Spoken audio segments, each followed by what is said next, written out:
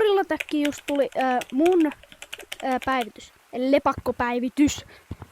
Nimittäin jos sä menet shoppiin tällä hetkellä, niin täältä löytyy mun pipo. Eli tää on niinku mun päivitys.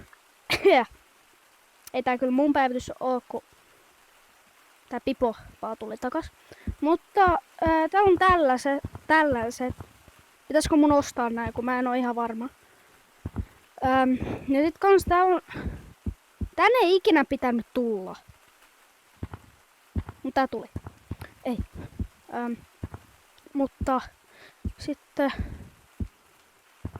Täällä... No, ei täällä oo kyllä mitään muuta ostettavaa. Kaikki muut on aika surkeita. Mutta... joo. Pitäisikö mun ostaa noi pinkit jutut näihin mun poskiin vai ei? Kertaakaa kommenteissa. Se on moro!